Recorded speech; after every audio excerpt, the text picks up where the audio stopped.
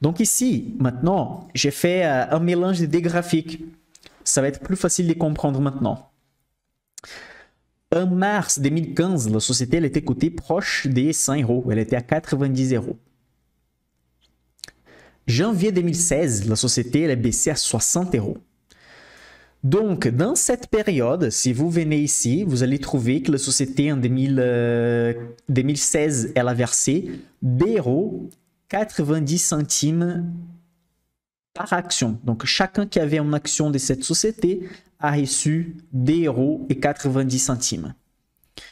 Donc, ça veut dire que si je divise 2,90 € par 80 pour calculer les rendements, on va trouver que la personne qui a acheté la société au pic historique, elle a reçu 3,22% des rentes passives par rapport à l'investissement qu'elle a fait, parce qu'elle a reçu 2,90 €, mais elle a payé 90. Donc, elle a payé plus cher. Donc, par rapport à son investissement, elle a reçu, en termes de rentes passives, 3,22%. Mais la personne qui a acheté la société à 60, elle a reçu un dividende de 2,90 € divisé par 60 d'environ 4,80%. Donc ici, vous voyez une différence. Ah, Michael, mais c'est 1,6% seulement de différence. Ça, c'est énorme. Si vous placez sur des formules d'intérêt composé, quelqu'un qui fait 1,6% par 1 de plus qu'une autre personne, après 20 ans, il termine avec beaucoup plus d'argent. Au moins les doubles, si on parle des rentabilités des 5% au plus. Donc ici, vous voyez que la différence, elle est énorme. On paye, la différence ici, c'est des 50% d'un résultat vers l'autre. C'est lui qui reçoit à 4,80 et reçoit à 50% plus, qui est celui qui reçoit 3,22%. OK? Donc, en termes comparatifs, le pourcentage, c'est lui des 4,80 est beaucoup plus élevé. Donc, on a appris que les rentes passives que vous allez recevoir, ça, c'est proportionnel au prix que vous allez payer, évidemment, pour calculer les rendements.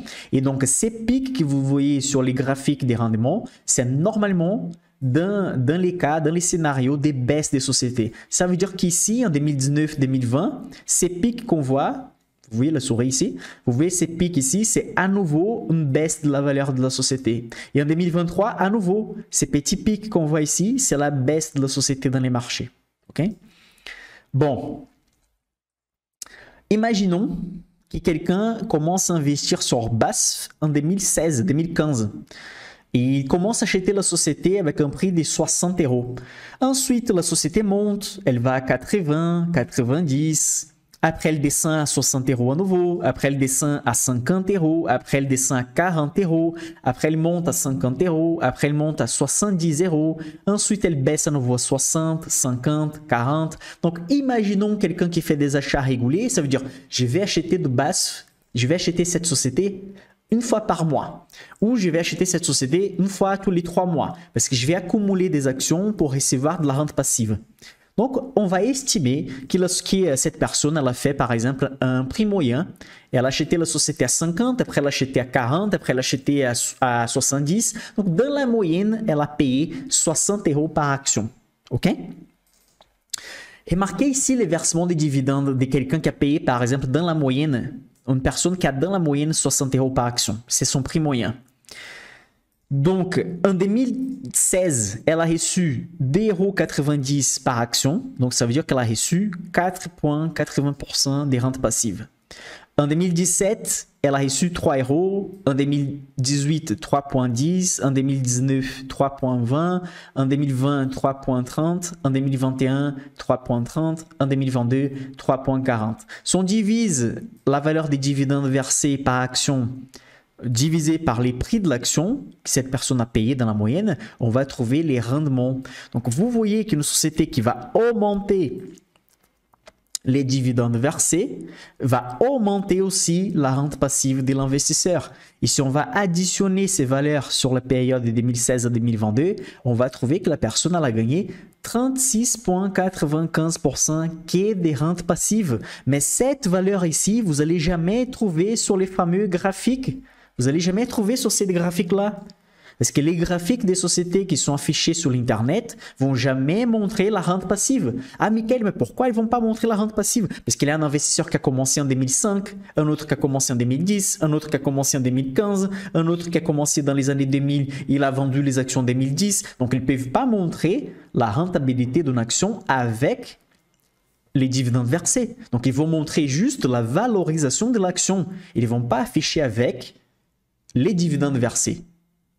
Donc ici, par exemple, je vais avancer pour vous montrer. Entre 2015 et 2023, jusqu'à aujourd'hui, la société dans la bourse, les prix de l'action est tombé de 12%. Donc ça veut dire que l'action elle était à 60 € et donc maintenant elle est à 52. Donc ça veut dire que la société elle est baissée un peu. OK? En regardant ça, on dit, OK, la société, sur ces années-là, elle a perdu quand même 12%.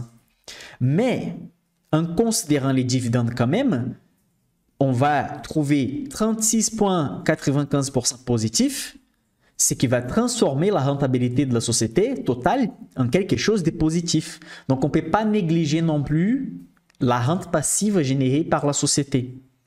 Donc, si on fait 36 moins les 12, que c'est la dévalorisation de la société quand même, on va trouver une rentabilité positive sur ces années. Peut-être la rentabilité, ce n'est pas quelque chose de fou, mais quelqu'un qui regarde ça va dire que la société elle est négative, que l'investisseur il est en perte, mais en fait, l'investisseur il est en gain.